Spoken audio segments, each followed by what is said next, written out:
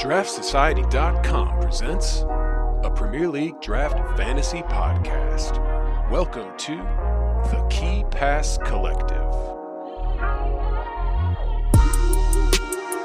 Your exclusive source for the information, analysis, and advice you need to dominate your fantasy leagues. Come on in. We've been expecting you.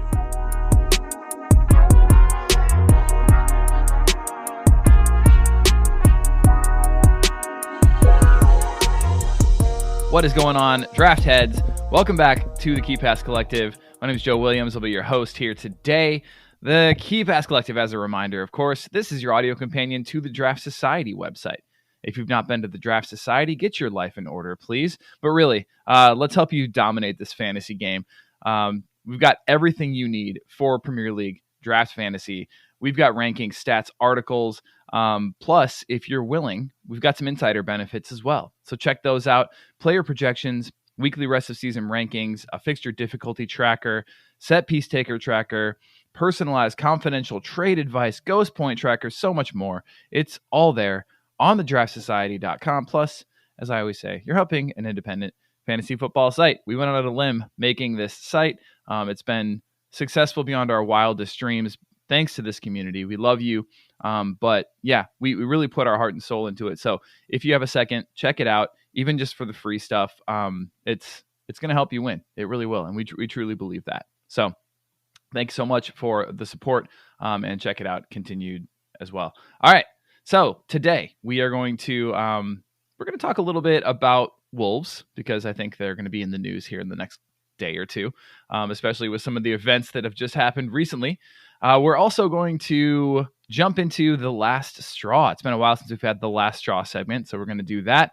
Plus, we'll do a little bit of prep for Game Week 9, just in terms of your streamers and potentially guys to maybe even consider benching this week. But first, let's go ahead and welcome in some fine gentlemen.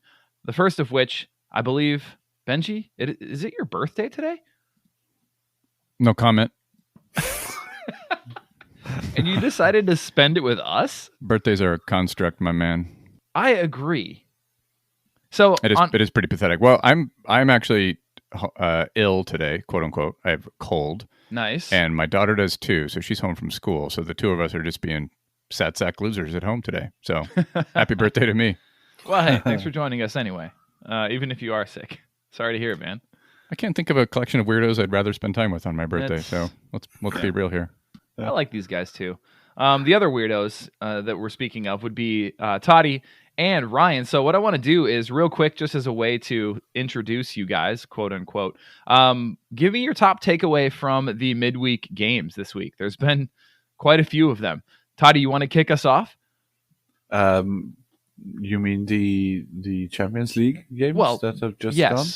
Yeah, unless you want to mention any other midweek games that might have happened in the championship or any lower leagues that have a bearing on our draft fantasy game. Not that have a bearing. Okay. Yeah. So I think the number one is the freshest info is that Lopetegui has been sacked by Sevilla and looks likely to come in at Wolves. I like it. Nice job. All right. And also, good to hear you, Totti. Thanks for being with us. You're the best. Yes, I am. Has your schedule calmed down any since we talked to you last week? It unfortunately it looks like it will calm down considerably next season. No, as it looks like the swimming pool is not able to cover the 15-time amount of money that we have to spend on heating next year, and the 8 times we have to spend on electricity. So it looks like it everything points to it folding for next year. So, brutal, man. I'm so sorry to hear that. So more time for fantasy, I guess. There's the attitude we're looking for. Oh no, man, I'm actually sorry to hear that, buddy. But yeah, I mean, hey, we're here for you if you ever want to bitch to us. Yeah. Well, Ryan, I will. any takeaways from the midweek games? Yeah, I watched that Burnley Stoke game, and it was pretty riveting. Okay, all right. Yeah, I missed Connor Roberts and Josh Brownhill. No, you joke, but there's a potential that Dyche is fantasy relevant for us here coming up soon. I know. Rumors to Forest, right? I mean, they could use some organization. Please, God, no. Genie will kill himself. Yeah, well, if Mount scores a goal, he's going to do that anyway. So, now there were some injuries to flag from, particularly from the Chelsea game. Fofana went down, looks really bad. So I already dropped. I would him. assume Aspie or Chalobah is coming in. Chalobah came in during the game. I'm not sure if Aspie is going to be going versus Wolves, but something to monitor. And I think the Haaland injury rumors are false, but yeah, we'll see. Yeah. I think they are too. I think, but yeah, something to check out. At least just keep an eye on. Benji, did you watch any of the Champions League matches? No, I definitely moaned a bit when I found out about Fofana, since I've sat on that player on my roster for weeks and weeks thinking it's going to happen, or minimally I can have one good week and then try to trade him or something. But my co-manager, who may be known to you both, thinks we should keep him. And I'm like, for what? Like, if it's an MCL, I don't care. He's still going to be out for 6 weeks. There's no way I'm going to let that take up room on our roster. So he's definitely going to be dropped. He left on crutches. Yeah, ACL fears minimally in MCL. So come on, what are we doing here? I dropped him. Listeners, you can make your own choice or wait for the news, but I think that if you drop sooner than later, there's going to be more on the waiver wire for you to pick up. So I dropped him for Mikolenko and was fine with it, unfortunately. So other than that, I saw that crazy man Rabiot scored a couple goals, which is like, interesting. Always good to see that. Yeah. The beatdown at the hands of Borussia Dortmund just cemented what everybody knew was going to happen anyway, which is Lopetegui. Right.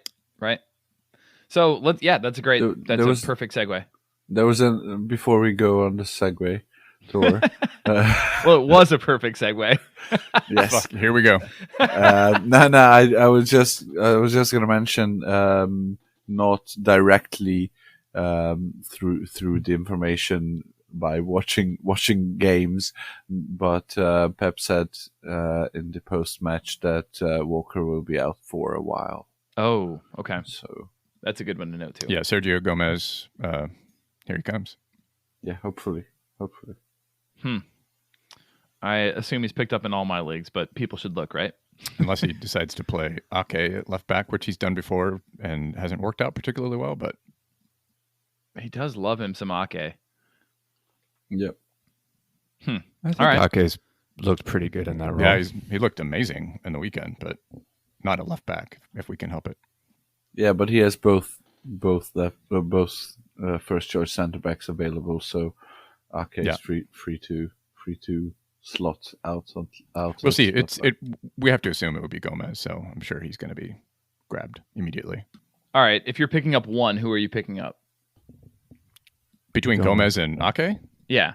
Oh, Gomez. I mean, dude takes corner kicks. He whips crosses in. He looks the real deal as a kind of the new Zinchenko role, if you will. I mean, if I want a definite starter, then I'd much rather Ake, but why would I want a definite starter when I can get a high upside, exciting possible starter in Gomez? The lack of clean sheets sucks, but they haven't exactly had many this year. So true, which should maybe scare you off of Ake. Yeah, either that or it's just he doesn't get the upside that you'd be hoping for anyway, and might as well just roll out Gomez. Yeah, reminds me of exactly what the Zinchenko year. Remember, he came in, was immediately classified as a midfielder, and then we had to wait a full year for him to be for Fantrax to realize, nope, he's actually a defender. Right. Yeah. Okay. Interesting. I'm glad we noted that. Actually, that's very worthwhile. All right, let's move on to Wolves. So we got the news that Bruno Lage is officially out, to mixed reviews by several people. One of them being Daniel Podence, who basically said that part of this is on the players, and he definitely accepted some fault, and he said that the players didn't play up to their capabilities, which I think everyone with eyes saw. But that's unfortunately the players don't get the sack when they're underperforming. It's the manager who does. So as Totti mentioned, Lopetegui is the one who is favored to come in. And I want to just quick talk about him and his tactics, because I think maybe it'll help people to, I don't know, conceptualize the way that this team might set up, and his, the way that he favors in terms of his attack, the defense, not as much, but like certainly the attack we want to talk about. Most importantly, I think it's probably the fact that he does utilize his fullbacks in an attacking role, which I know a lot of people have given up on. Nori, people have given up on Semedo, potentially even Johnny. I don't know who exactly it's going to be, but they run a system that's a 4-3-3, but when they move into attack, it kind of turns into a 3-4-3 with the defensive mid kind of drops in between the two fullbacks, and then that allows between the center backs, and that allows the fullbacks to run and go ahead and join the attack.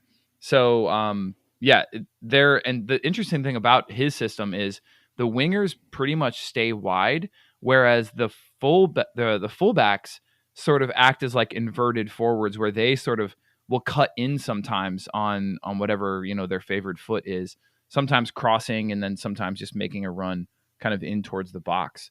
So I personally am excited about the potential with these fullbacks, and potentially having them back, if you will. But I don't know if you guys know much else about his tactics or about, just generally Lopetegui's kind of management style that might play into fantasy. Well, I will say that he was the first manager that gave Ruben Neves his start at Porto, I believe. So nice. I assume he's going to continue the heavy reliance on Neves in the midfield, and we'll see if he can convince him to stay after this season. I've watched Sevilla a bit in La Liga. They had a great run when he first came in. I think losing their two starting center halves over the summer, Diego Carlos de Villa and then Jules Koundé to Barca, really crippled them before the season, and Monchi wasn't able to really get any decent reserves to come in and replace them. So I think he was screwed from Jump Street. But he's done pretty well at Porto, and then Spanish national team. He left early, of course, for Real Madrid and pissed a lot of people off. And then, like everybody at Real Madrid, other than Carlo Ancelotti, got decapitated pretty early. But right. He's a great manager, and he was supposed to take over coming from Porto before the national team gave him the nod. So he has an interest in Wolves and knows a bit about the club and the I think the ownership structure. So speaks Portuguese, which is a prerequisite. So I think he's got all the tools to be a success. But I was also excited about Lage. So they lost. He lost Luke De Jong too, didn't he, from last year? Mm-hmm. So that was another one of those exits that probably hurt their chances this year. Definitely. It's like he's coming full circle. He's going back to Portugal, which is cool, and we'll see how he does. It's like which Lopetegui is. He's been this kind of much touted, a lot of hype, and then it from the Porto days, and then it was fully realized with the Europa League win. But can you hold anything against him for the Spain national team and Real Madrid, which was a 2-month disaster? Like, it doesn't seem like those really count. So he seems like he's a pretty good manager. I mean, to your point, Joe, it's like if you've got those fullbacks and you kept them, which Ryan, despite what he might lead you to believe, he did give up on Nori temporarily, but he ungave up on him the following week. So nice. Credit to Ryan. Credit to Ryan. I was going to say he's on my roster. Don't get it twisted. He was dropped ever so gently, and then picked up, and you like pet him, and you're like, "I'm sorry, I didn't mean it." I never truly gave up on him. I always came back. No, that was just one of those things where you like pretend to drop a baby, but then you don't, and then they laugh. You're like, "Whoa, whoa," and then the baby laughs. But you don't actually drop them. That's a faux pas. Bingo. So I in our notes we've got you this. You know about babies, Joe. I do. I know all about babies, being the storied father that I am of one dog. I think the don't drop them thing is it will catch on. This is a great test as to whether or not Joe's wife listens to this pod, because she's going to be like, "There's a baby, huh? Interesting." Where is it now? The notes on your ball distributing mid, like, is that going to be good for Nunes and Moutinho? Like, who are we thinking is going to benefit from this other than the fullbacks? Yeah, I think Ryan sort of keyed into the fact that I really think that I don't know. I think Nunes probably is going to be dependent upon quite a bit to move the ball around. Like so what Benji's referring to is the fact that they rely heavily on a midfielder to sort of, because the whole offense is really predicated on building from the back, as many are nowadays, right? But yeah, I mean, you have basically a double pivot where as this defensive mid is sort of like shifting back into the defense, you have the other midfielder who basically is playing as like a glorified 8 essentially, and he's the one who is really picking out passes, maybe sending them long to the striker who does a lot of hold up play in this system, or they are sending it out to the wings, depending on whether it's going to be the fullbacks or up to the wingers to kind of create some more space. So yeah, I see that being Nunes personally, in my opinion, and I think that means that his value can only go up, because, I mean, it'd be hard for it not to. And presumably Neves will be the one who drops back as that CDM playing center back. Is that what we're thinking will happen? That's my thought. But I mean, he just attempted to play center half this weekend, and it wasn't great. I don't know. Yeah, I mean, what do we think? Maybe Costa is the new Luc de Jong, because it looks like, Lopetegui's been attempted false nines at times in his career, including life after Luc de Jong. Does Costa get that opportunity, or are they just going to keep trying Guedes? Like, I don't know, it's going to be interesting. That's the $1 million question. I assume it is the $1 million question. If Neto was fit, you might have a better argument to try Guedes or even Podence as a false 9. Yeah. Mm-hmm. But given that it's not, I assume you want to have he's going to want to start with his best players on the pitch. So leaves room for Guedes and Podence on the flanks with Costa as the target man. So I thought Costa looked good. That eye test, he looked good this weekend. Yeah, it was rusty. He should have put away that for sure that Adama cross. But yeah, otherwise, I mean, given that he's been in cotton balls for the last 2 years, I mean, it's pretty good. Yeah, he looked very Costa-ish to me out there, which is promising if you're a Wolves fan. And going back to the bridge as well, the shithazzery. I mean, he's got to be pretty pumped for that one. With a freshly injured center back in the Chelsea side. So yeah, interesting.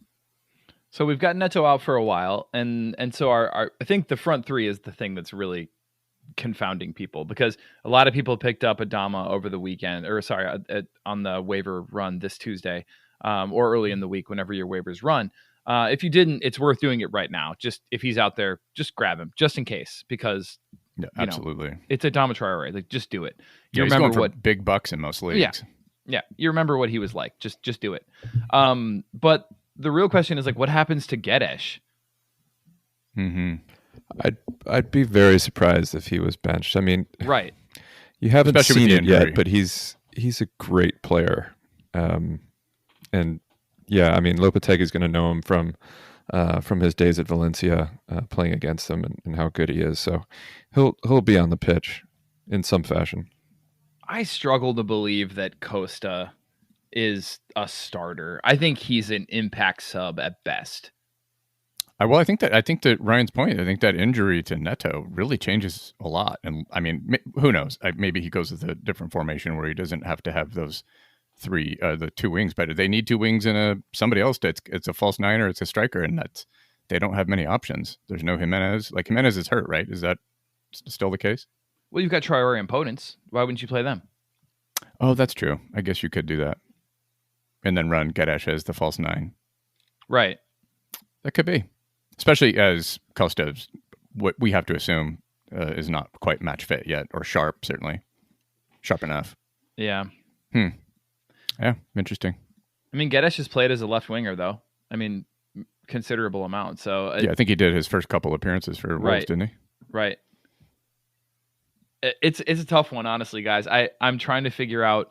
I already sorted my Fantrax leagues by Wolverhampton players and just tried to see who was out there and like who was available to pick up. And it's tough because you don't want to pick up too many of them and then have 2 or 3 busts. But certainly guys like Adama need to be rostered. Even guys like Costa need to be rostered just in case at this point. Well, isn't it hard to imagine Lopetegui will be announced before the weekend? Do you think it'd move that quickly? No, you could probably wait, but people are going to pounce on him now. They are. No, I mean, like in terms of thinking, assuming that Traore is going to start over the weekend I don't know how confident I would be in that. I'm not very. Yeah. So I think the caretaker management will probably go with Costa up top with Guedes and Potence in the flanks. That would be my guess as well.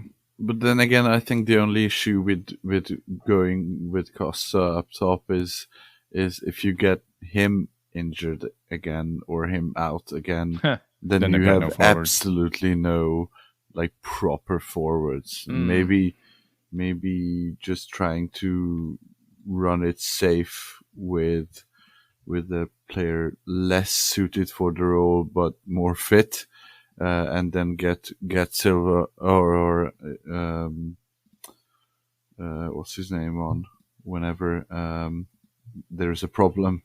Who are we talking about? Is what's his name supposed to be Diego Costa? Who? Diego Costa. Oh, yeah, Costa. Diego Costa. I'm still in Fabio Silva land. Oh, okay, if gotcha. only. Yeah, he's actually playing well. Move on. We all took a bath on that. It wasn't good. No, but have you seen him recently? He's killing it. He's really playing well. Picked up a knock last game, but yeah, doing well. I love that you're following him, Ryan. All right, I'm going back the other baby. I think I'm going to go back the other direction. It probably is Traore comes in for the Neto and they keep Costa coming off the bench. I bet that does happen. Just a repeat of last weekend. They slot in Traore for Neto. Yep. That's my guess as well. So who's losing out? Potence? No, it would be Potence, Traore, and Guedes. And then Costa comes Costa's in. losing out. Okay, got you. Yeah. All right. Costa comes on for Guedes, which is exactly what they did last weekend. Yeah. Have a quick Adama-related lineup question that I'm toying with at the moment. Please. Adama or Danny Welbeck this weekend? Ooh. Well, Welbs against a very porous Spurs defense at home. De Zerbi ball. I would say Welbeck. Adama v. Scamacca. Ooh. Oh, I don't know about that one.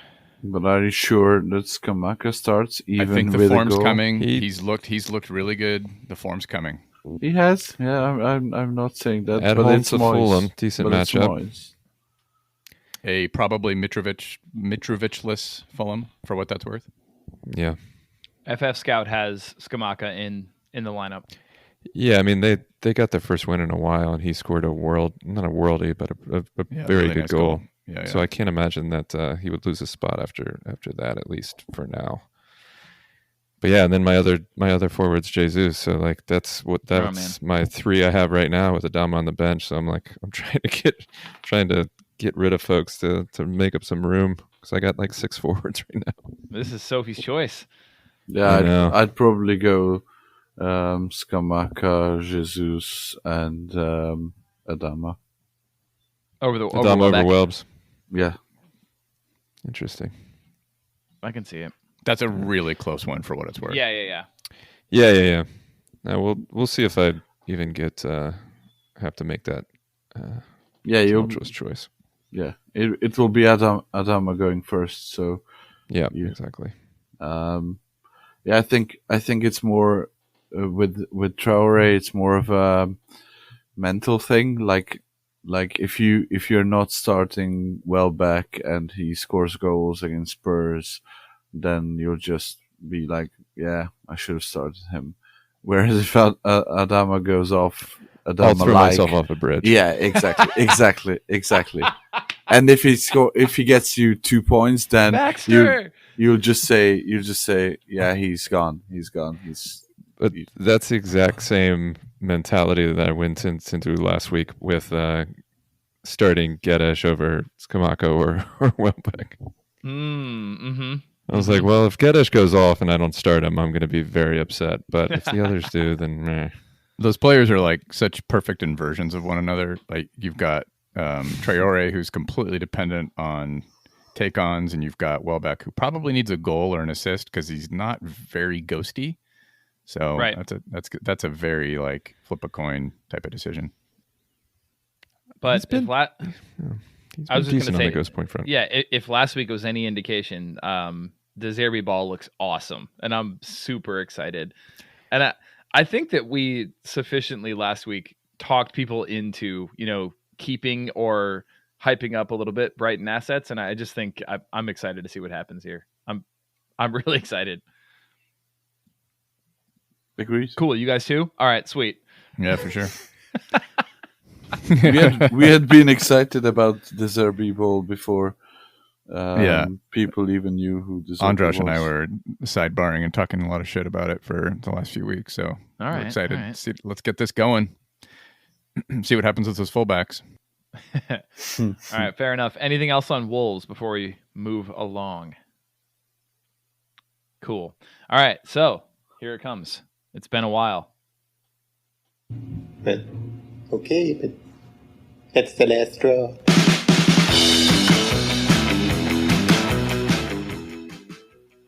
All right, it is the last straw. So these are players that you are just about to give up on. You haven't quite done it yet, but man, it's real close. They are testing your patience.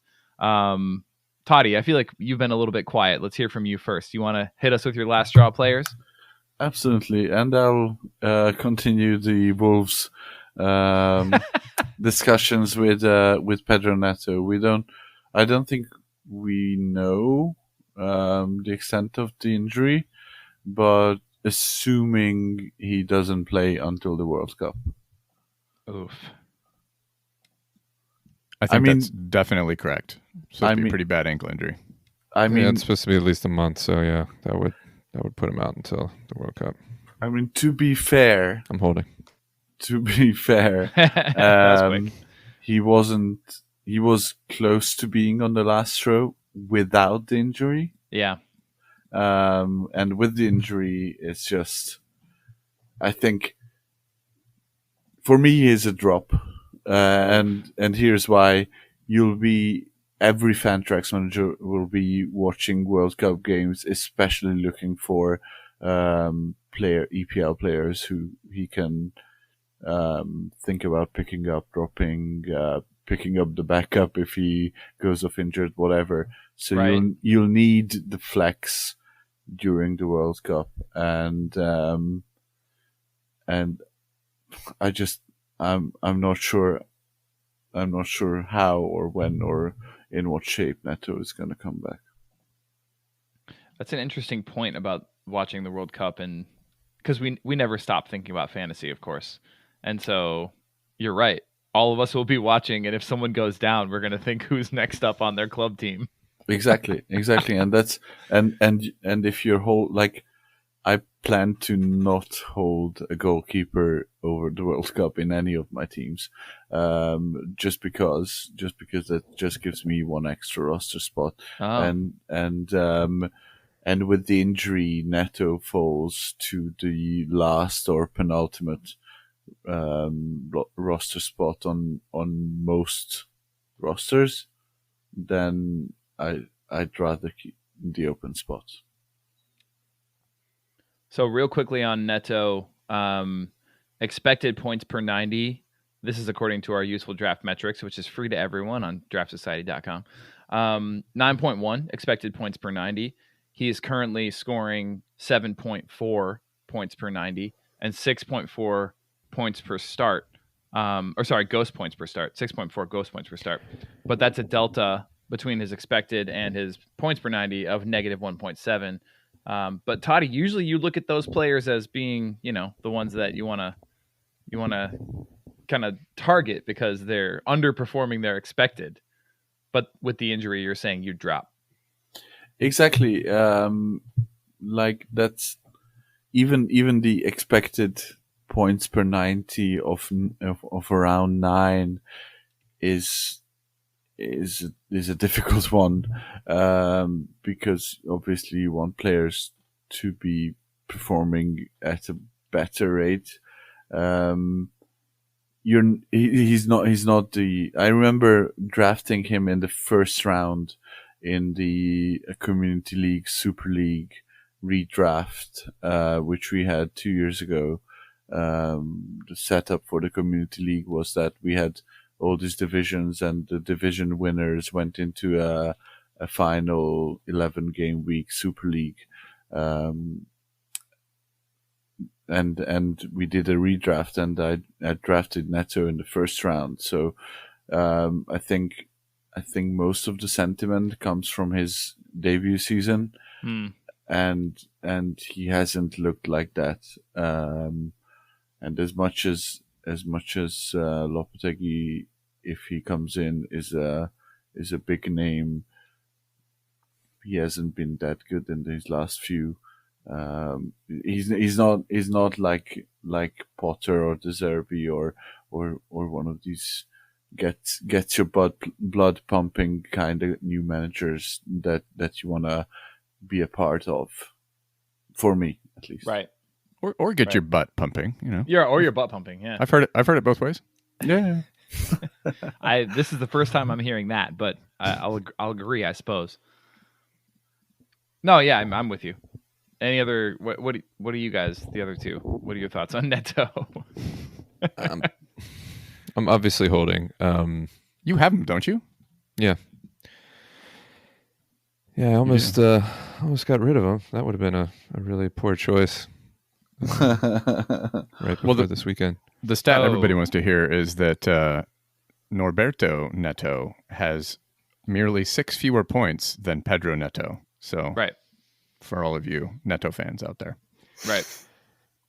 I don't think Neto has been particularly bad. I think Wolves as a whole have been horrible. Yeah, I agree with that for sure. You can't find one Wolves asset that has done well.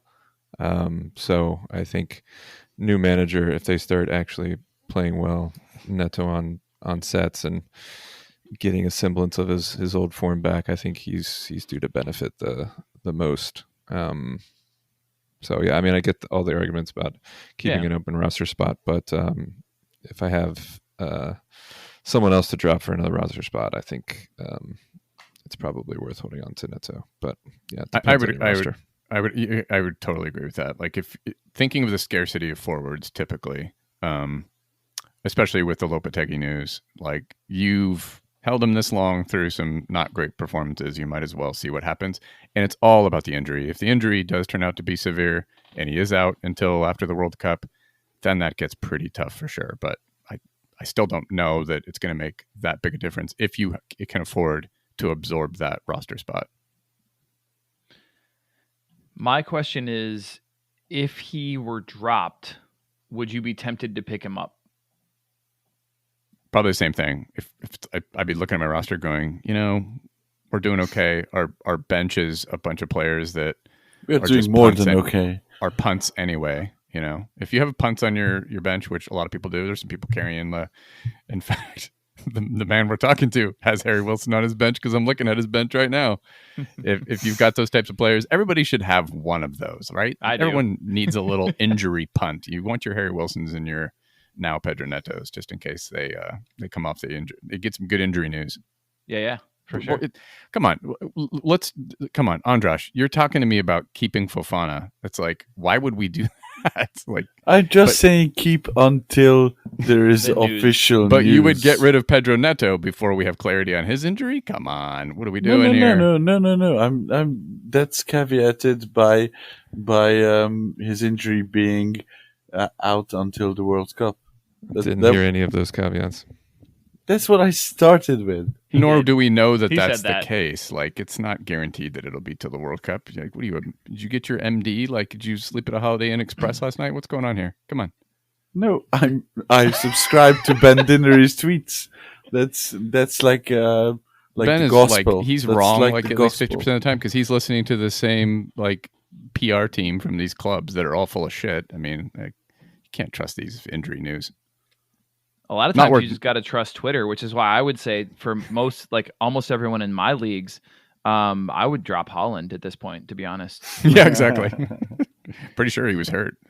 He's That's done. what I heard. Broken leg Season at Denmark, yeah. Yeah, right. For sure. Denmark. So where were they? They were Niner in there? Where were they? They were in some crazy country. Where were I think they played that at home. I think it was at the Etihad. It was against Copenhagen. So yeah. Okay, fine. I I flipped a coin in my brain. They could have been away. At least I got the right country that they were playing against. Fair enough. Doesn't that count for anything? No. You're right. We have international listeners. We cannot be caught saying like, one of those European countries. Like that's not our game. We can't do that. See? But you got it right. You're good. All right, Totti, move us along, please. Okay, I'll we've go been to one player. This is going fantastically. Jesus. Emi Buendia. Let's go with Emi Buendia. Why? I have him. I have him right before Forrest. I have him in my home league as well. And what are you doing? I'm keeping until Forrest, but that's the last straw. Oh, that's your last round. Okay. No, Totti, that's literally the same exact plan that I have. Whoa, that's eerie. I promise you, like I was talking to myself before this, and I was telling myself, look, I know you want to drop him because there's other players you could pick up right now on the wire, but let's just give him until the next match, and if he doesn't start, that's literally it. We're done. Was there a mirror involved? No, it's just sort of a strange kind of inner monologue. Okay. When you're defining last straw, is it droppable or is it you're stretched to aggressively pursue a trade? Can we go that far? Definition's fluid.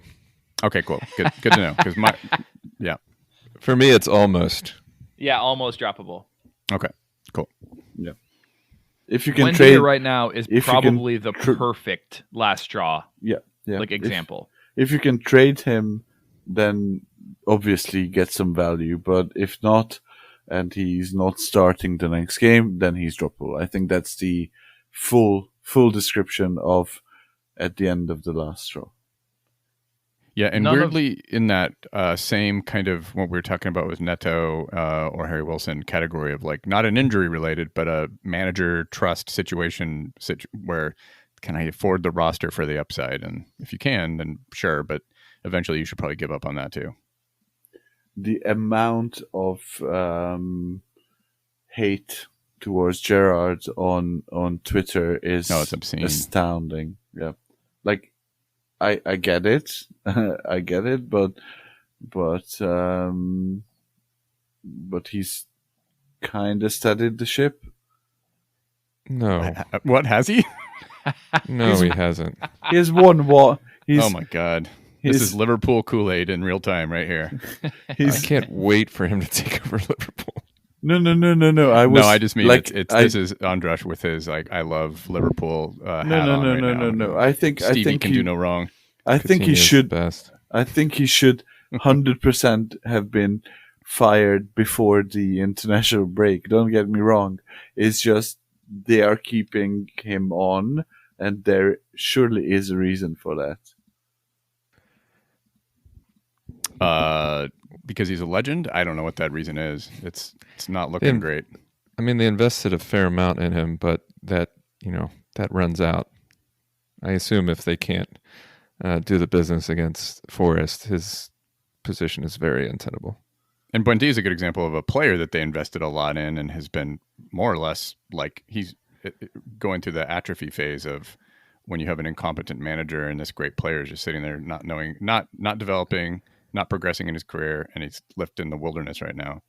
A lot of calls for him and Cameron Archer as well. Like all the Villa accounts I follow have been like banging the drum for Archer to at least get a run out. Yeah, they love him.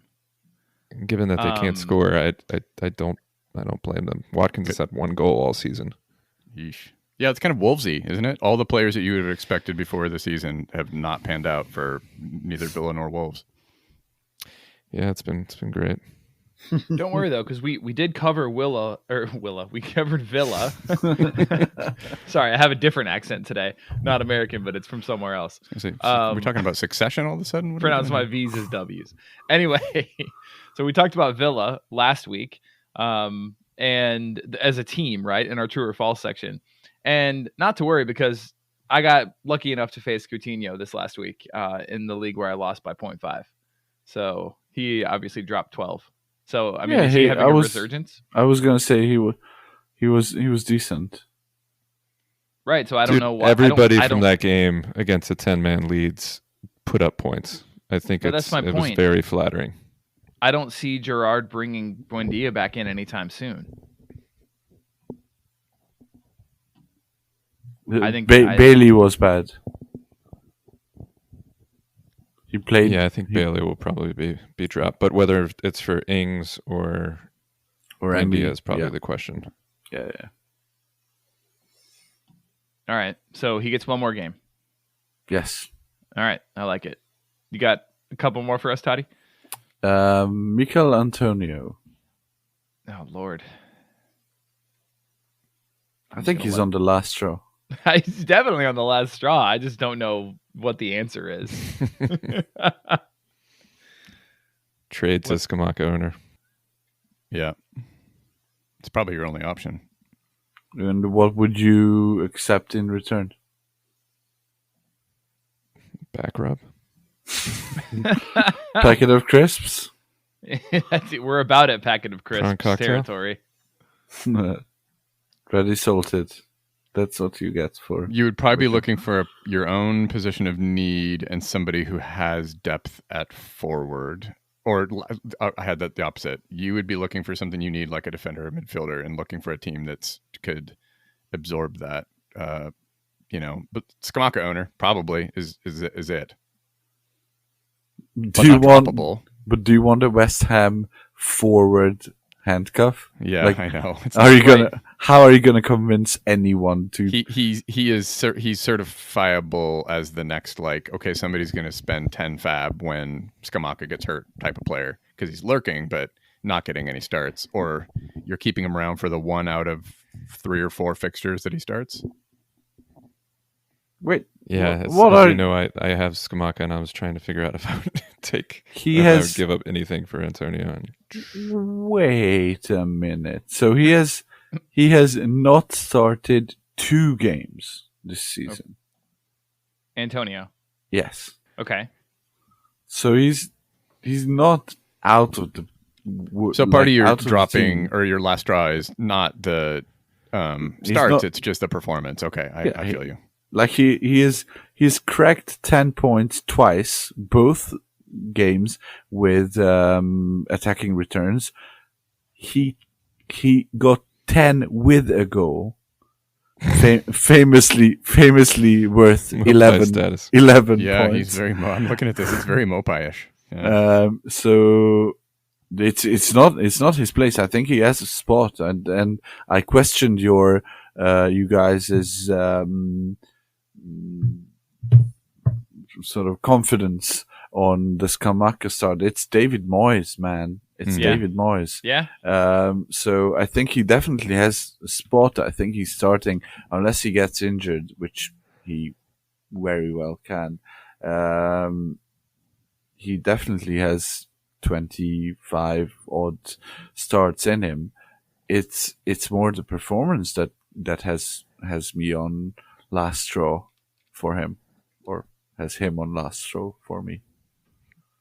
But now, given the trajectory, given that Skamaka scored and they won, it's not only performance; it's also rotation now. I mean, Skamaka keeps it going. Moyes' whole thing is he doesn't give you that chance easily, but when he does, if you're playing well, I think he sticks with you. So that's fair. That's fair. I think up until the Skamaka signing, he was nailed on. And up until last week, we could say that at least he's playing. And now even that is out of the window. And now he's at best a rotation option who doesn't perform well when playing. So why are we keeping him? All right. So what's your timeline? What's it going to take to make you drop him? Same as Emi Buendia. He only gets the one game? Starts against Fulham, I play him.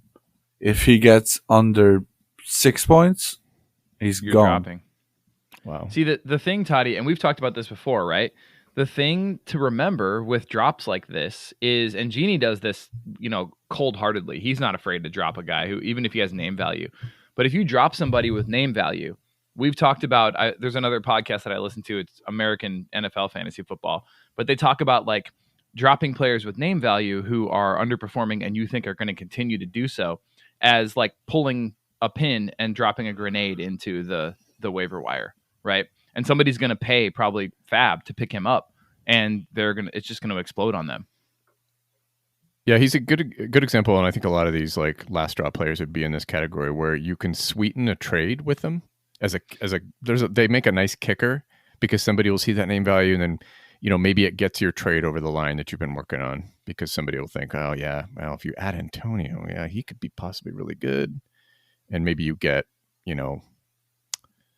third round value or something, or second round value for him instead of dropping him. Good Lord. Dropping him to the waiver wire seems a bit extreme for Antonio. Yeah. Yeah. I think I fall on that in that one as well. So Benji and Ryan, how long would you give him? Toddy's giving him one more game. I think I'd test the waters now. I'd be shopping. I'd be shopping him now, but I would need to see him not starting and having these before less than 10-point performances. How long do you need to see? I know it is a tough one. Yeah. As soon as he doesn't start a match, that's game over. You've lost all value. So okay, let's do some context here. Imagine you're looking at.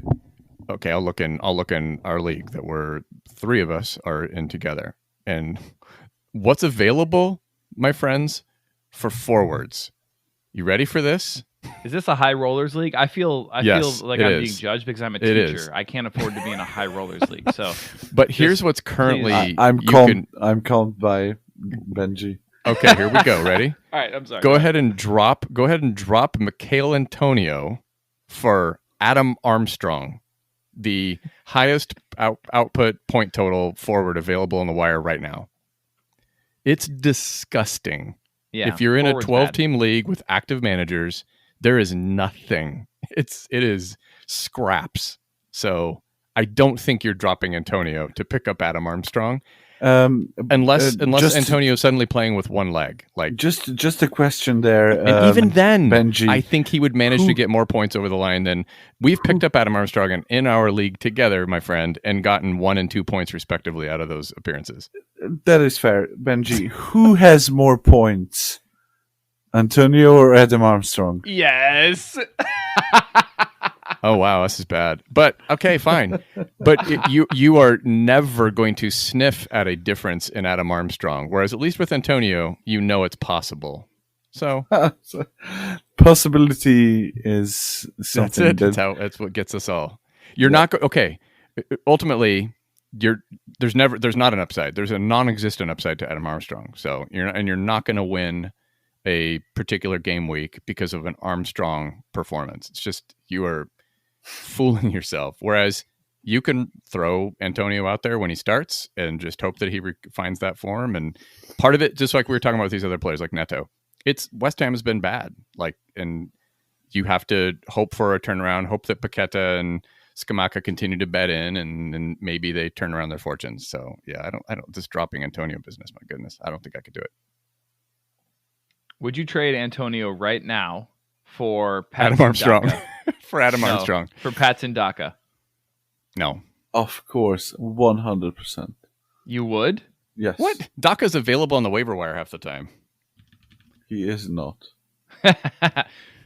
So that means, okay, Totti, I'm assuming every one of these players is going to be a yes for you, but that sounds like you actually roster Antonio and are frustrated. So, so Benji and Ryan, would you trade Antonio right now for Anthony Martial? No. Really? Ooh, it's close for me. I think I probably would. Martial is going to be a starting forward for Man United. But the question marks are there, and that's why you could maybe get him. Absolutely, I'd snap. That one's close. If Rashford's really gonna lose his spot, and yeah, maybe. Is Ronaldo really never gonna start again? What about Adama? No. You would not trade Antonio for Adama? No, I don't believe the Adama hype. Oh, interesting. Okay. Wow. I could be seduced into that one. So for Traore, as I wrote in the Fantrax HQ article, he's been tried and given a real chance, like a proper chance, by Nuno and by Lage and by Xavi at Barcelona, and he has not cracked it. For me, that underlines that he's not up to the level needed for a Premier League starter. And there may be a few good starts under Lopetegui, but I think at the end of the day, it's going to be a similar situation. If it was just like one manager and one situation that he was not preferred, then I would be much more confident. Now that we have like historical context of him being given a chance and then losing a spot, I can't see anything big changing there. So I'd rather drop Antonio if he's not starting against Fulham and pick up somebody else. I mean, I think we're all healthily skeptical of Adama, but it's just the potential upside is worth the minimal and cheap punt. I mean, I wouldn't spend more than 6 on him, but I think that's worthwhile. Yeah, six. Given the conditions, decent. Injury, nobody else really firing, new manager, cheap. I mean, all the conditions are right for a punt. But yeah, I would not be surprised in the slightest if he doesn't start more than 5 games for the rest of the season. Yep, I agree. All right, final one. Neil Maupay or Mikel Antonio? Antonio, for sure. To speak. I prefer not to speak. Although probably Antonio, because Maupay is losing his spot to DCL. You keep saying that, but I know. Will DCL even like play 3 games before getting injured again? Yeah. Right. Okay. All right. Cool. All right. Well, let's get some other last straw candidates here. Ryan, you got a couple you want to throw our way? Yeah. I This was really emotional putting this together. Just so much disappointment went into typing these up. Luis Diaz. I don't have the drop I don't have the it's been emotional drop, unfortunately, but yeah, you need to have. I do have that one. I love that. Yes, thank you for that. Not exactly apt, but I love it hearing it in any circumstances. Luis Diaz is he falls into the category of you're getting really, really pissed off and frustrated. But obviously, you're not dropping him or trading him for peanuts. But you're starting to think about how you really need him to get firing or an exit plan. Right. That's your classic. That's your classic. Wait for a huge output and then try to trade, right? Yeah. I mean, I actually thought about doing that, and I think I tried, if my memory serves me correctly. I forget that performance when it might have been against Palace at home when he had that worldie in the second half. I think when they went down to like 10 men. And he dropped like 22 or something. Yeah. Because I could see the writing on the wall early days that he just wasn't performing. That was the second match of the season. Yeah, exactly. By the way. Yeah, I would have been in a lot better shape if I would have actually got that deal through. It's a theme of one of my leagues.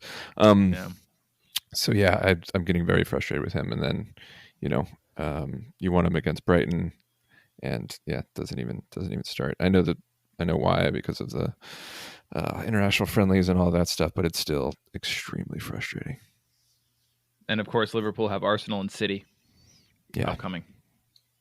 Yeah, so but then they have a really nice schedule after that: West Ham, Forest, Leeds, Tottenham, which Ryan's already mentioned the porous defense. But your words, not mine. And then Southampton, Aston Villa, Leicester, Brentford. I mean, it's an insane run. Yeah. But are Arsenal and City bad games for forwards? Good point. Like, we're for Sonny Jim. You cannot help yourself. I mean, it's facts. And barring an absurd penalty, I mean, it wouldn't have been good for old Harold. Totti, to answer your question, actually, yes, City are. According to our fixture difficulty tracker, City are one of the worst for forwards, allowing 7 points. Yeah, but I mean Liverpool forwards. Okay, well, this season, not last. You remember that, right? Yeah, yeah. But I still believe, and this might be my Liverpool goggles that Benji mentioned, but I still believe I wouldn't trade Diaz out on a high after he gets a good game. I think he will still end up being the end of first round ish, middle of second round ish value player at the end of the season that we predicted him to be before draft day. He's a buy low for you then right now? Oh. Yes. And when it comes to forwards going up against vaunted City, they can't all be Callum Wilson, my friends. They just can't. And Diaz actually fits a profile of doing well against City given his pace on the break. So right. And he'll be testing Cancelo, who's not, the greatest defensive, because he'll presumably be on the right with Gomez on the left.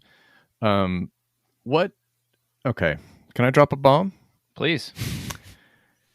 So I agree with Totti's point. I think you probably couldn't get what you would need to move off of Diaz, right? No, okay. And I wouldn't look to right now. But I love the mention for banter, because are any of you cowards willing to talk about Trent Alexander-Arnold? Like, take out the week against Bournemouth, and this dude is averaging 4.3 points per game.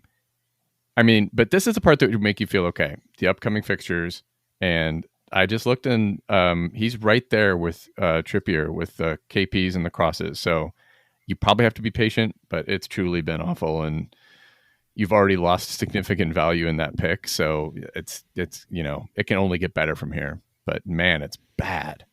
Would I trade? No. Would I trade him out? Absolutely not. I don't think so. You would never get what anybody who picked him would never get what they would require to do it. So, and I just told you the upcoming run, it's insane. I mean, there's going to be 3 to 5 clean sheets in there. I would be confident in them doing well. I would not be confident in clean sheets. Okay, fine. I'll go with the 3 then, not the 5. VVD and TAA both look like they are just. They looked pretty good against Rangers. I know that's not saying much. I watched Rangers in person, and they're fucking horrible. Yeah, how's that eye test for? It wasn't they're great. Terrible. The old firm. Wasn't great. But potential. I mean, and what I did like was, Trent after the match when they interviewed him, he admitted that he's been off the boil. And I do think that he knows that he's been struggling, and obviously, but it's nice to hear somebody kind of admit that and take that to heart. I think he's really trying to turn things around. I think he knows like where he needs to improve, and I think he has the fire lit under him now. I really do. Yeah, I think for me, virtually every Liverpool player is a buy low. If you expect them to obviously most people expect them not to be challenging for the title this season, but if you expect them to be in the top 4, which I think most people expect them to be, then all of them should be buy low. For me, the only one who is not, who I would prefer not to get is Darwin Núñez. I think he will have a difficult time settling in now that all of the forwards are available. I think he will be great against big teams. He will be great in matches that end up being open. Ryan, you know this is the setup, right? You know where he's going with this, don't you? Oh yeah, of course. Where am I going? Bobby. Where am I going? Bobby, Come on. No. I mean, don't be single coy. player to be injured to get a start. But Don't be coy. Come on. You know you want to mention Bob. do it. I mean, I've literally gone ahead and spent the money that we bet with Ryan about Bobby's 15 starts this season, because that's how sure I am on that bet. hold on to those receipts. And yes,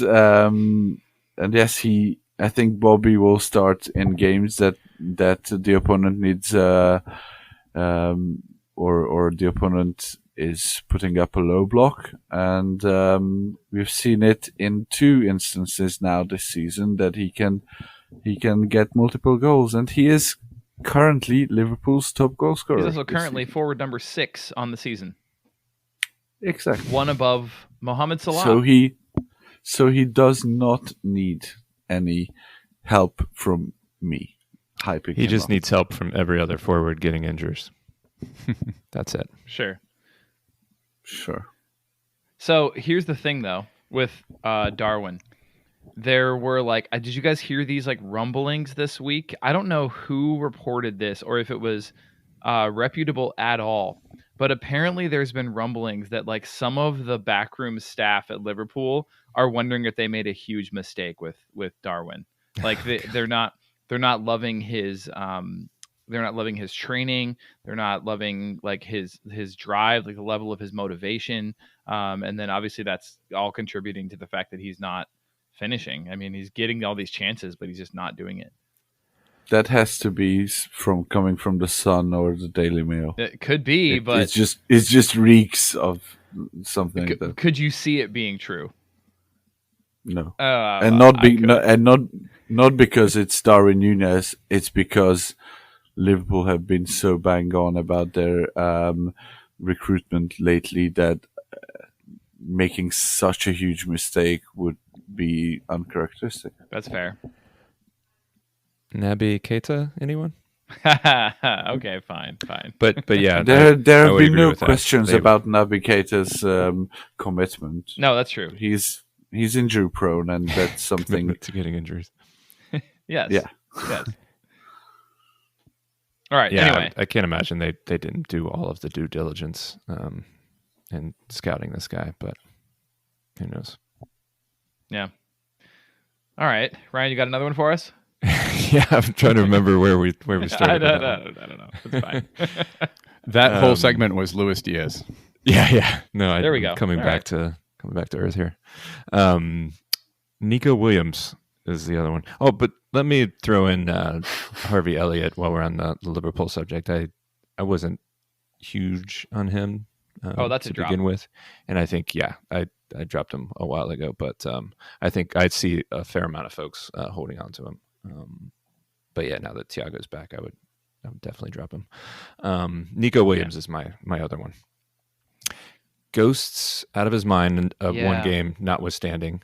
I mean, I was watching the Forest Leicester game on Monday, and I was coming back from work, and I was, as you guys know, I started him despite being up 3 points in one league just for the hell of it. And I saw that they had conceded, I think, 3 goals, and he got a yellow. And so I'm just like bracing for the worst, at least like -6. And he was at like 2.5. I was like, this is insane. So like, he can obviously ghost very well. Just needs a manager that can structure a defense in which they don't concede 4 goals a game. So I'm holding for now, but I think it's getting frustrating. This reminds me, and it's good that Benji is here as well for this. This reminds me of our conversation 2 years ago, was it? On Nelson Semedo. When he came in, and obviously we're all over him, and he started well, but then his ghosts were still decent, but Wolves just had a streak of conceding 1, conceding 2, whatever, never getting a clean sheet, and it ended up with him being like a 5 point per game defender, always hoping, and his ghost points were like 8 or something like that. And they were never Nico's level though. No, never this good, and that's why Williams is a bit closer. And I actually had him in the league that we were in together with Benji, and I dropped him, and he was. I think it was you, wasn't it you, Benji, that you were all over me for dropping him? I was really, really surprised by that. Yeah, I think you won the league that year. I think that was the year you won the league. I did win that. So maybe despite what I would have thought, knew what you were doing. How dare you? But yeah, Williams is a much more difficult situation because he's absolutely ghosting out of his mind.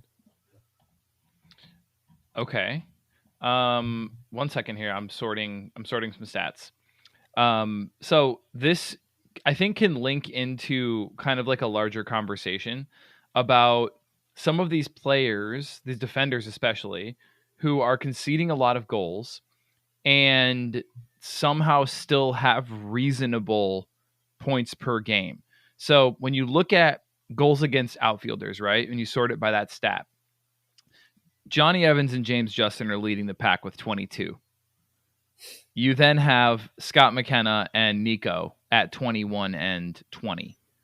Then you have Castagne at 19. Okay, so starting with Castagne, you're looking at 4 points per game. James Justin, 4 points per game. Johnny Evans, terrible, under 1. Scott McKenna, 1.2, something like that. Nico Williams, conceding 20 goals, 6.19 points per game. And when you look at him compared to all the other guys around him there, conceding that many goals, I mean, there's value there. Exactly, but that's what I'm saying. The purist or the thinker in me would love to get him and would love to hold on to him. But at the end of the day, he's bringing you 6 points per game. Yeah. So are you dropping him, Totti? No, I think he's in, no. I think he's decent. Up. Yeah, he's decently, like, he's perfectly positioned for the last straw. Yeah. I think you have to hold him with the hope that Cooper gets sacked and there is a defensive-minded coach coming in who sorts out the defense, and you can hope for less goals conceded and more clean sheets. Because otherwise, he's not gonna get enough ghosts. No one could.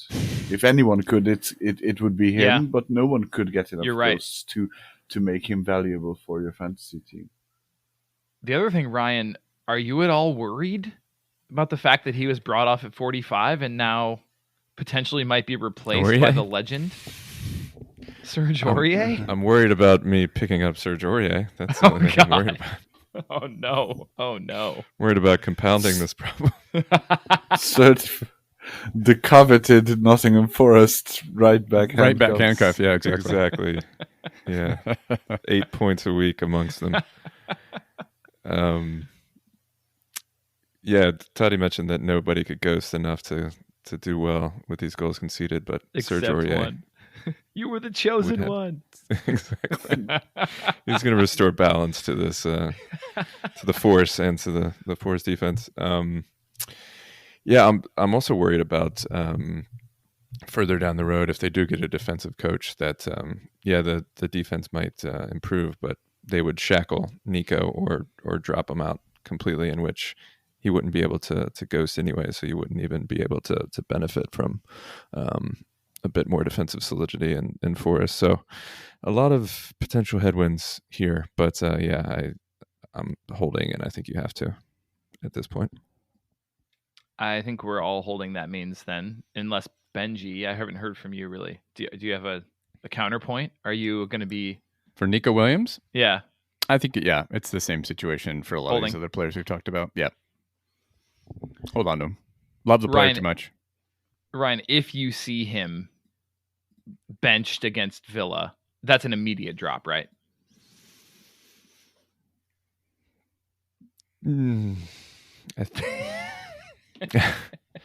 Ask me when it happens.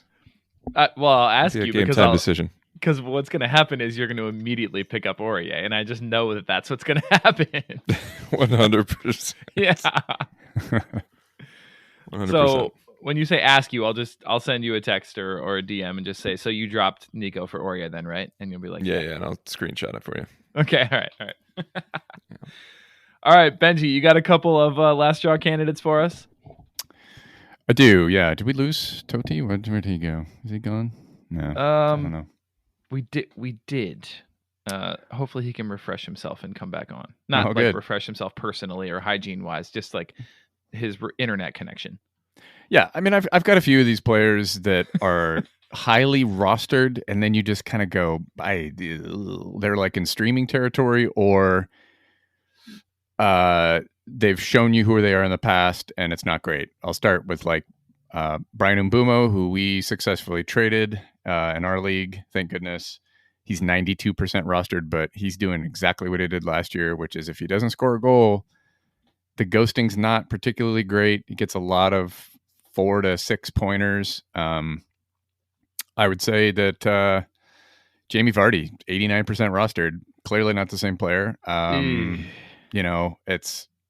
You can't playing the sort of high pace forward roll, off the shoulder runs, et cetera, that he does. That's going to happen, and I think this is the year that it's happening. He's definitely lost a step.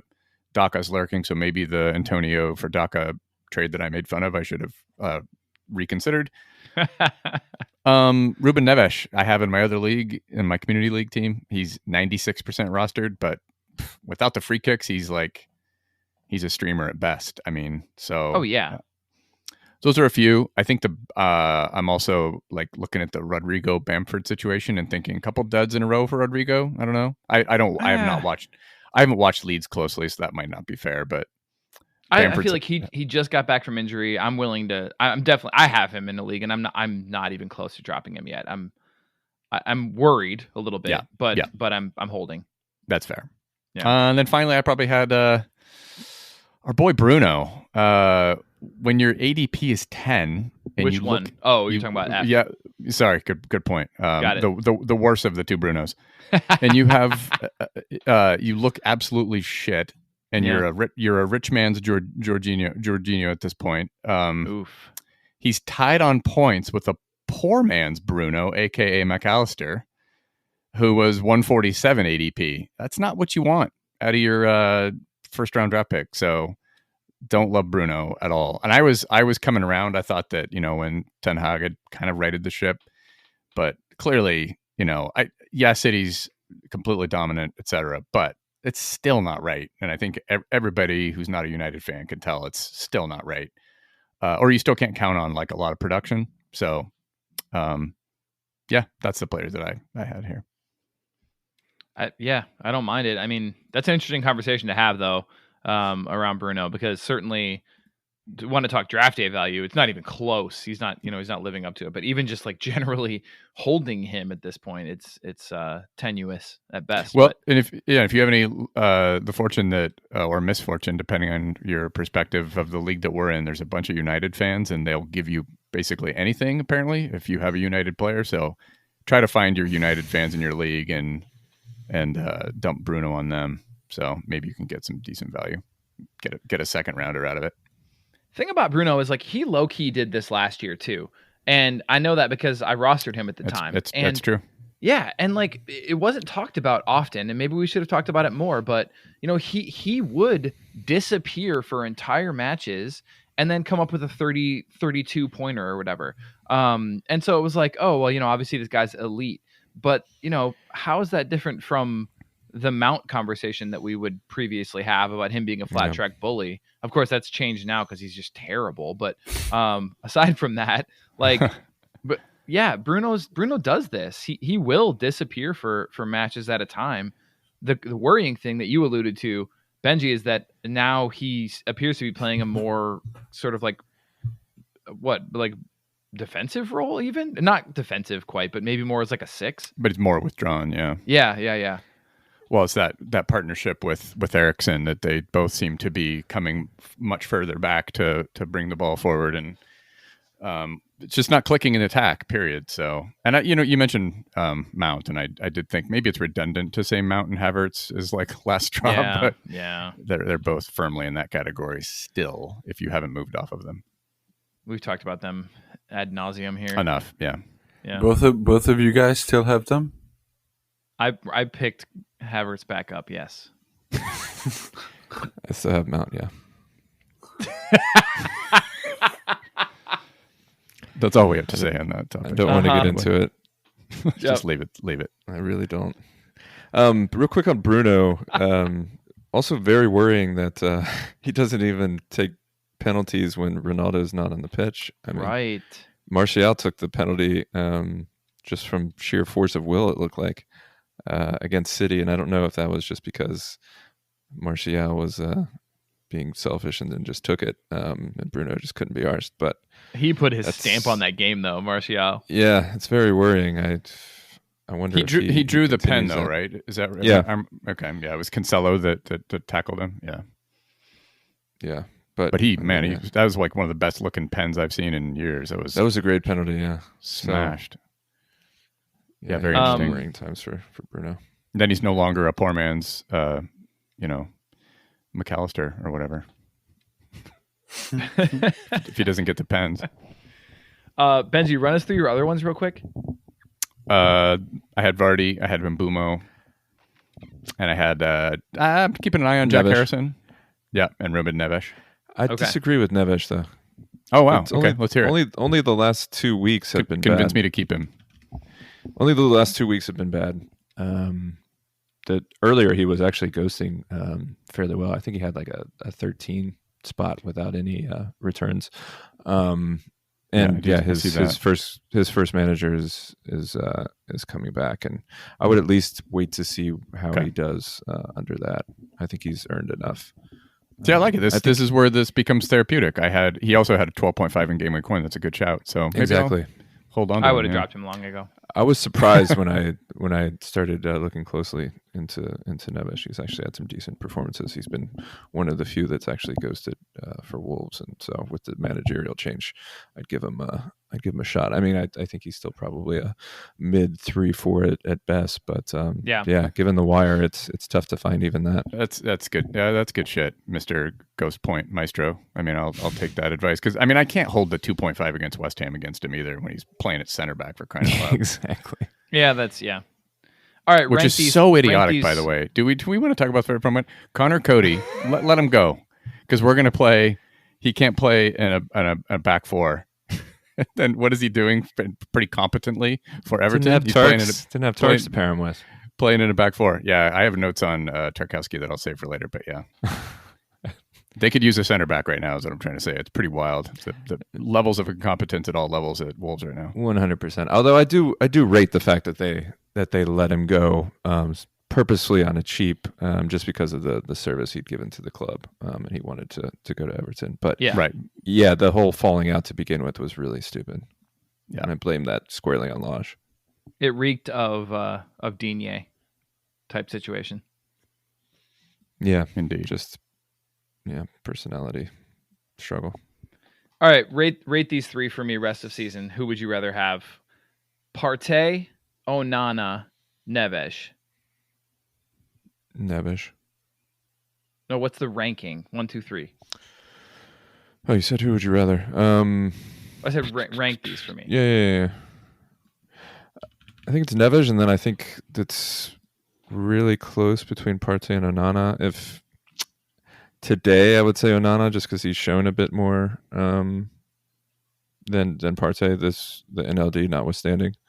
But yeah, I'm definitely monitoring Partey the next few weeks to see if he keeps a semblance of this up. Because this has been the lone decent performance all season, so it might be an aberration. I mean, they're playing against Spurs again. Okay. Anyone else on that?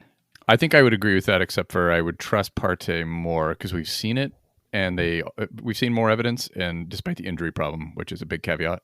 Yeah, and at least Arsenal score goals. I mean, Everton, Mm-hmm. This is true. Totti? I would want the one that has a decent matchup. Oh, just in the given week, so they're all streamers for you. Yeah.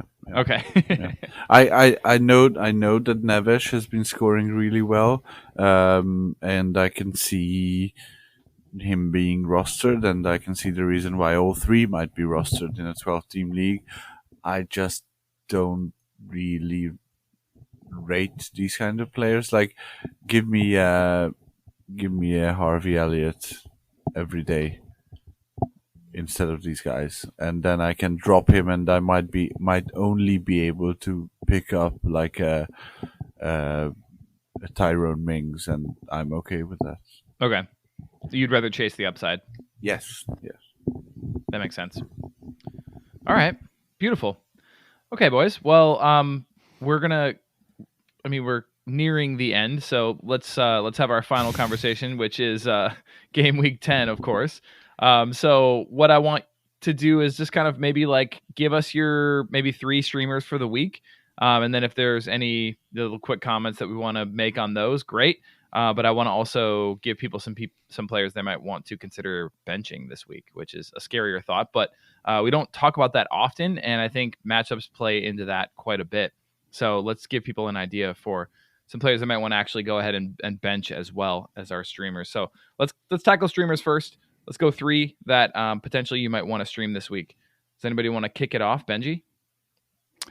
Sure. I put Partey in here because if I'm looking at what's available for midfielders, defenders, even forwards, it's so scrappy in our league, certainly, that see what he does. I mean, Liverpool have not been amazing, so let's see if he's up to following the NLD with another big outing. Another couple midfielders I had on there was Jacob Ramsey, still only 58% rostered. They're at Forest. Steve Cooper's last stand, proverbial last stand. And then maybe Janelt, if you just need that safe floor of 6 to 8 points. Yeah, I like it. A few people I got more, but we'll stop there. Yeah, that's cool. Totti? I have I've lost the doc, so if you can move on to Ryan, and I'll be back in. All right, sounds great. Ryan, how about you? Didn't skip a beat. No, not at all. It's perfect, seamless. I have clusters of players to start with. First cluster is Jordan Ayew and Jeffrey Schlupp. Good matchup at home versus Leeds. Ayew had a good assist, and I rate him as one of the better forward streamers. And if he doesn't get a go, then Schlupp is always fairly solid, especially in good matchups. So one of those two, I think is a good pick this week. For Villa, Ayew continues to prove us wrong, doesn't he? Yeah, certainly does. It's so funny because the streamer I have and the player I marked out to bench, my opponent in my other league dropped the one that I'm advising to bench for the streamer. Oh, so beautiful. Yeah, that just happened like 2 minutes ago. So good stuff. Solid. Yeah. I have the 3 for Villa. Ashley Young ghosted out of his mind again. That was against 10-man Leeds, so take it with a grain of salt. But Forest, same with Douglas Luiz. There we are. I can't get my. Every time I see Wout Weiss, the new Leicester defender, I can't get David Luiz out of my head. He looks exactly like him. That makes sense. Yeah, he does. Danny Ings, obviously we all hate him for his goal dependence, but could get a run out in ahead of Leon Bailey on Monday versus Forest, and he might bag a brace. That would be probably the only matchup in which he could do that. And then Mikolenko, I think, had a good ghosting outing this past game week, and they have United at home, which is interesting. I mean, it's weird. The dynamic has changed so much, in which Everton defense, you're not that worried. They've conceded the fewest goals in the league. I think it's 7. So, yeah, I don't mind them against United. Okay, that's interesting. Yeah, I like that. If I could add to the Palace shout for Ayew, which I totally agree with, he's such a safe. He's like the why would you have Mbumo if you can constantly stream Ayew? Exactly. I'd say that Oates and Edwards, he's widely available, but he's a little more goal dependent. But he's also worth a shout. Yeah, he's much more goal dependent, but last year he wasn't, which is why it's so frustrating. So, I mean, maybe he'll get back to his ways. You know, we talked last week about Palace's run upcoming, which is just a dream. So certainly, I think any Palace attackers, need to be rostered for this upcoming run, just to see what happens, because I think they're going to be good. Mm-hmm. Zaha, oh my gosh, mouth watering. I wanted to segue all this Crystal Palace talk into a question. Okay. Without looking at the table, where do you guys think Crystal Palace are in the Premier League table? 15th. I have no idea. That's funny. They've been doing poorly. A lot I of have draws. no clue. Very badly. I cheated. They're 17th. Wow. And it's so strange because we have been on like a Crystal Palace love parade all season. Like I'm writing the waiver articles and projections like them from Draft Lad. They score decently, whatever, and I just had a look in prep for the pod. I had a look at the table and I was like, what? They've won 1 game all season. Obviously, they had Arsenal, the City, worst. Liverpool. Yeah, they had the worst run out of everyone. So we kind of did expect them to be at this point and at this point in the season, but still, how screwed our understanding or our perception of the game is by fantasy is strange, because I wouldn't have pegged them to be 17th. Anyway, yeah, I think by the time I found my notes, you guys said all the guys I wanted to mention. I wanted to shout out any surprise starters from West Ham. Okay. So like Benrahma or Fornals, and Willian, who obviously missed the game last weekend. So some people might have dropped him, or forgot that he was great in his first start. So, yeah. Yeah, Fornals is surprisingly only 80% rostered. I would not have expected that. Say 80? Yeah. Wow, that's a lot. Yeah. Yeah, I know. So, okay, can I follow that up with, I've got this little list of midfielders That you'll who never are roster. not rostered very much, despite being killing it this year. So, number 12 overall midfielder, our friend Granit Xhaka, is at Sure. 70. Thank you. Oh, he's only 79% rostered right now. Yeah, Thank he should you. be. Yeah, he should be picked up everywhere. Joe Willock, number 16 overall midfielder, 56%. Alex Iwobi, number 19 overall, 63%. That's criminal. Matthias Jensen is still only at 70%, despite being number 20 overall. Miguel Almiron, 62% rostered. He's 21 overall. Mark Roca, it's like he's a little deeper down the table. He's like 39th overall, but he's only 38% rostered. And I agree with the Mikalenko shout. He's the number 18 overall defender, and he's only 50% rostered. And he's averaged. He's had at least one KP in 6 of his 8 starts.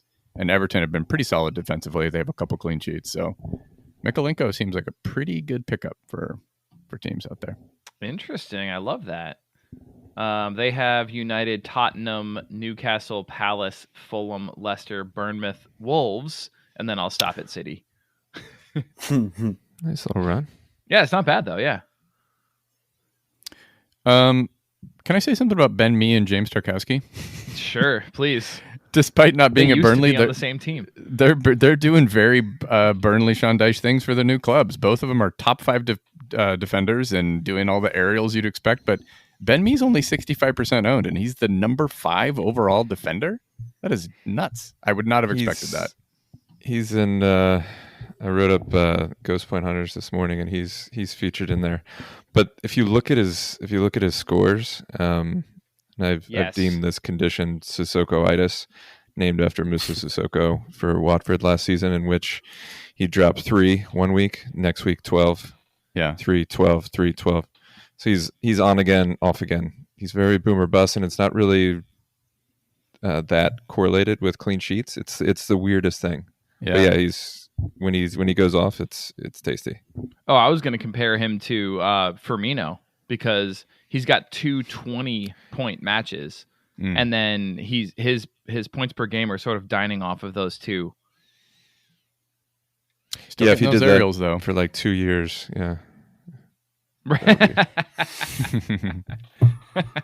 I do believe he's second overall in aerials to Mitrovic. So no, but you're right. I mean, nice.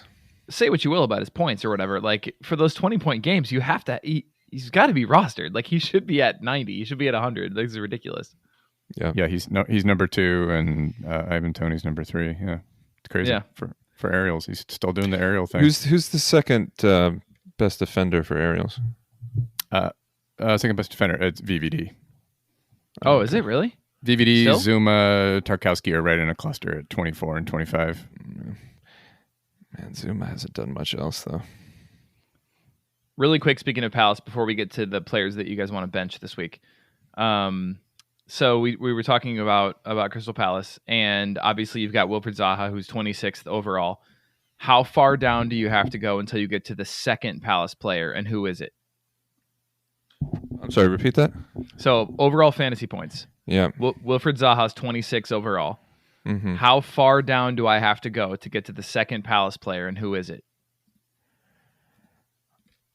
I want to say Anderson. It is Anderson. Yeah. Maybe like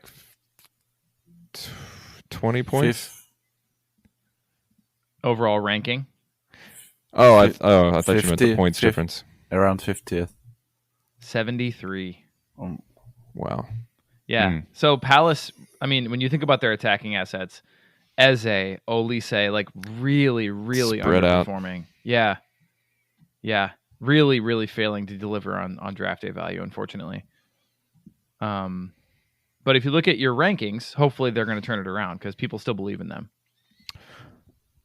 I mean, the fixtures are incredibly great. So the next 6 for Palace are Leeds, Leicester, Wolves, Everton, Southampton, West Ham. It's delicious. Murderers row. Mm-hmm. Yeah. All right, cool. Well, we can tuck Palace in at this point. We can leave them be for a while, because as Totti said, we've probably talked about them too much, considering the fact that they're not actually that great. But it's fine. Okay, let's talk about some players to bench this week, and hopefully, you guys have keyed in on some players that maybe potentially we wouldn't immediately think to bench, but players that are on the cusp, right? Or players that we normally depend on that are going to be ones this week that it actually might be wiser to sit them for maybe some streamers that we just mentioned. But let's talk through those. Totti, do you want to kick us off? Do you have your list this time? Yes, I Beautiful. want to. Done your homework? Yes, I want to bench Arsenal and Liverpool defenders. Ooh. I want to bench Spurs defenders. That's not a big whatever. And I wanna bench anyone not named Anthony, Rashford, Martial, or Bruno for Man United. On United. When you mentioned Liverpool defenders, are you also including fullbacks, whether it's Robbo or Tsimikas? I don't think Robbo will be quite back yet, but he might. Yes, I would. I mean, and Trent. You are the start your studs guy, yeah. So I'm probably not benching Trent in all honesty, but I'm benching Tsimikas or Matip or whoever starts next to VVD, and seriously thinking about benching VVD. Oh wow, interesting. Okay, I like it. That's going to be a little bit controversial because those are set and forget guys. Well, Arsenal are good. They're very good. They are. I want to say, yeah. Can you say that a little louder? Let's not give Ryan a chance to speak here. Go ahead. Can you lean into the microphone, please? So let's game this out. This is why I probably punted on this homework assignment a little bit, because I'm more systems approach to things like bench or sit, not specific player as much. It's like matchup, etc. Use your draft society resources, etc. But if you have VVD, who are you going to get cute with and start over him? You going to stream somebody? Like, look at the best available defenders right now. Let's look in our league. I see Eric Dyer. I see Connor Cody against Manchester United. Am I going to start them over VVD? Would you start Mikolenko over VVD? Not available in our league, but he's available in most. Would you start Nathan Ake if he starts? Would you start him ahead of VVD? I wouldn't. I mean, I'm definitely a start your studs guy, because if VVD, if Liverpool finally get their shit together and maybe he scores a goal off of a header, like, you're gonna feel like a complete moron. It's like I started catch up, like, well, I guess you wouldn't do that because they're playing City, but it's like no, you don't. Please don't start catch up. You're getting really cute when we streamed Rasmus Christensen last week and it was fine. He did okay at 7 points or whatever, but like, when they're playing Crystal Palace, it's a decent matchup, but was it 12? Oh, you're right. Was. Clean sheet. My bad. But I still don't think you're going to. It feels like you're getting really cute, and it's like, for what reason? Like, it's so risky. Yeah. Well, the reason is the past 9 weeks and Arsenal's ability to score. It's weird because in 5 years I haven't felt good about any Arsenal game against Liverpool. It's just been destroyed. But if we were ever going to beat you guys, soundly, it would be this. Here we go. Which just means it's going to end in tears. I would not bench Tsimikas or Trent. I would think about VVD, but yeah, unless I have a really good streamer, I'd probably start him too. Like, ironically, fair, the best available defender to stream in our league right now is Ben White, who's on, which is ironic, I realize, who's on, and next is Gabriel. They're both on 58 and 57 points respectively. VVD's on 59. You're kind of getting cute with it, and we know that historically the upside is with VVD. No, but I mean, you just made Toddy's point. I mean, if they're pretty similarly, class with points, and you're definitely benching Ben White and Gabriel Magalhaes, then inherently you would probably bench VVD, his name notwithstanding. Yeah. What I mean is, would you stream? The whole point is streaming somebody instead of VVD. Yeah, but would you you're stream? not going to stream. But you probably have some decent depth at defender, so not necessarily that's streaming. That's a good point, Ryan. But I think a lot of teams don't. I definitely don't tend to keep extra crap on my bench defensively. So, but I mean, if you got the wire, you could have picked up Ashley Young, someone like that. Oh man. Yeah, who I would start over VVD. I think he'll score more points this week. Oh, interesting. Damn. Yeah. I was gonna pivot to an Aston Villa defender, but Ryan beat me to it. There we go. Hey, I'm with you, bro. Yeah. I think I'm like, at the end of the day, it's gonna be roster construction that kills any getting cute with it situation, because you're not gonna drop any of the Liverpool defenders. I've seen people not drop Konate in the last 3 weeks because he's on his way back. So obviously you're not gonna drop Tsimikas or Matip or the other two, obviously. So if you have the spot to stream, I'd look at that. If you don't, and it's a late game, so you will have the flexibility of deciding there, but an Ashley Young there, or even a Luke Shaw, maybe. Oof. I don't know, man. Yeah, that's more risky, definitely, than Cashley, who is money in the bank against Nottingham Forest. What about these are going to be? You're probably going to say no to both of these, but just in case people are wondering, VVD or Zuma versus Fulham.